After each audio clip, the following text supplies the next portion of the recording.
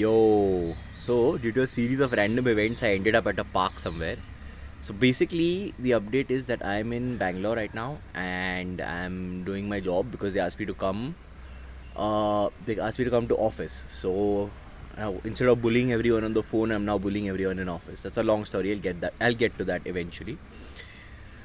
So what my topic today is, unfortunately, I cannot come on a live because I'm busy tonight. So I thought I'll just put out a video quickly.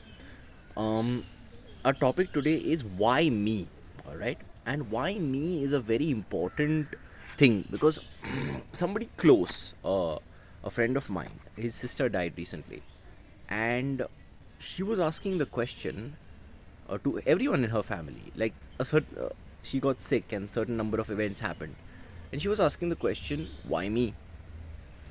And they would say fatalistic stuff like, oh, it happens, it could be anybody, disease does not come knocking on your door, and all these questions. Now I got a bit angry when I heard that, and then I got sad because the reason is I realized that the question why me is a very very deep topic.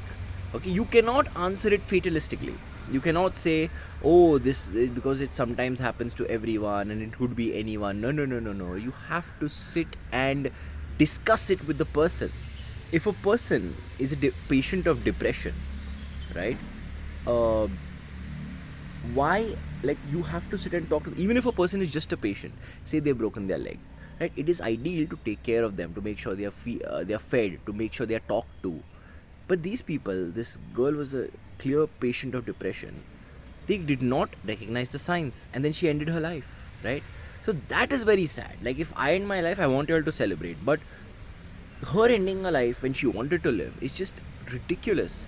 And why? Because I think because these people did not look, they did not see what was happening in front of them. They're like, oh, they sent her to a psychiatrist, let her take her pills, you know. And I'm like, what?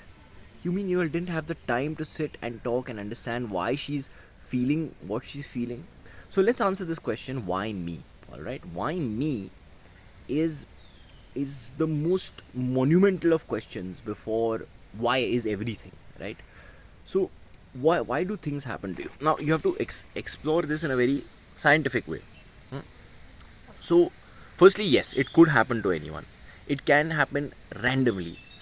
But when you're exploring the thing in a certain manner, right, you have to look at it in a very objective manner, and you have to provide that objectivity to that person, right? There are positive ways of thinking about life and there are negative ways of thinking about life, but the ultimate way of thinking about life is a neutral way, right? And then as much neutrality as you take into your life, then you can make the decision whether you want to go or not, but take it from an as neutral point of view. I've thought of the negatives and the positives, and I believe both of them don't exist. You just have to look at it neutrally and understand where the balance lies, right? So could we have got this girl to balance? Could I have got this girl to balance? I think so.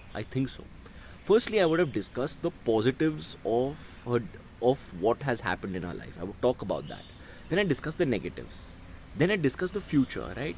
Is the universe against you? Do you think the universe is against you? Do you think God exists? Do you think he or she is against you? Right? And then we would walk into the deeper aspects of what can we learn from this.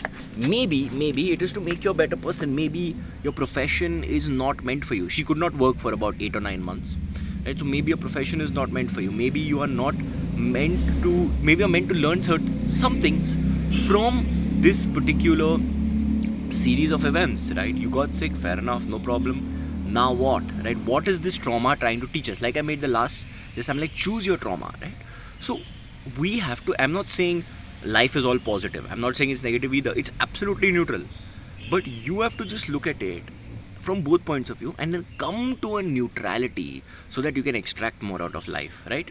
Like when let's say, when say a person on the left or on the right, political right or left, is being interviewed, right? A good interviewer will try them pull them to the center to extract more, right? Because when you see what their entirety of their opinion is, right, then you can extract more. So similarly with life, if it's not discussed, especially with a mental patient, what the entirety of life is, both negative and positive. I'm against toxic positivity and toxic negativity, right? But we should explore both in a neutral way. We should try and understand that, okay, let's first have a neutral self-talk.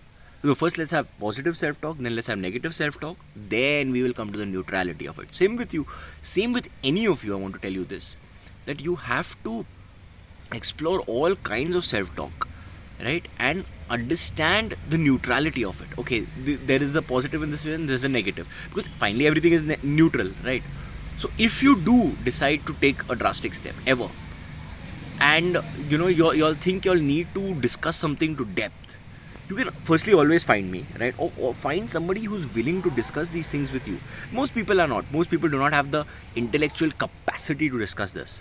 Alright, it's normally when you're depressed. Firstly, I believe that depressed people are generally more intelligent. Okay, so when you're depressed, you realize you have a certain amount of intelligence, right? And that intelligence can be used to understand life neutrally. And then when you have decided, or you've seen all the aspects of life, that is when you can decide to end it. That's when you should ideally decide to end it. So what do you do when you are depressed and you are not able to find someone with answers? I mean, if you can go to a psychologist, that's great. If you can find a friend, nothing like it. You can come to me, you can come to people. There are so many people like us who who talk this thing through entirely and every aspect. But do not obfuscate, do not stop people from thinking itself. Don't say, oh, this happens to everyone, oh, it's a sad thing, but everything will be alright. No. How do you know? How do you know? Alright, what if she breaks a leg right after getting cured? It's so stupid. It does not make sense, right? And then they will put the whole law of attraction. Oh, you attract the good things and the good things will happen to you. It may be, it may not be, you don't know. Alright, it may have happened in most cases of your life and sometimes it's not happening. You don't know. So what do we do? Don't dump your bullshit on anybody. Alright, stop this toxic or both positive and negative. Just be. Alright, and explore each. If you can, have this argument within yourself. Okay, and the most important thing is just to understand what trauma has taught you, what this trauma is teaching you, whether it wants you to learn anything, whether it cares about you, or whether you just want to push through it. There are so many aspects to it, right? Something could be trying to teach you, you could be trying to push through it, alright, or it may be really out to screw you. But both ways, you just have to explore this entire conversation. So first have a conversation with yourself, then have a conversation with others, alright, and most importantly, do not push your bullshit on somebody. Talk with them, try and understand where they're coming from.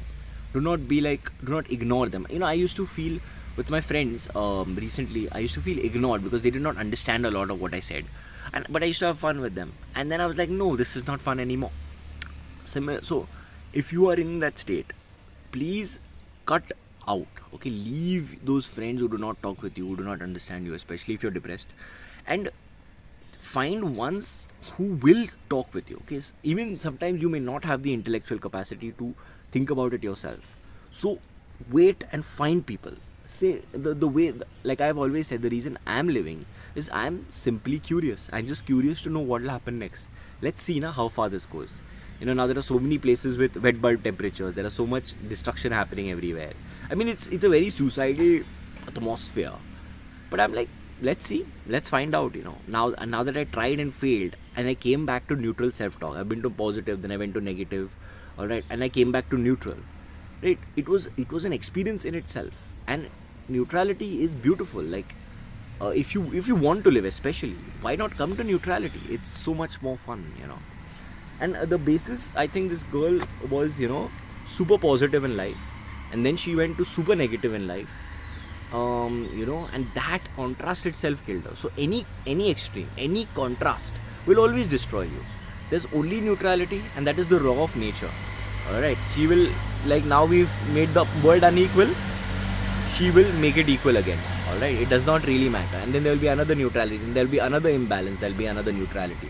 So just live in the neutral, be natural. That's all I'm trying to say for now. I'll try for a live this Wednesday. I'll try for a live this Wednesday. If not, then no, I'm gonna try and make it this Wednesday. I'm gonna try and make it with the beard. Okay, bye.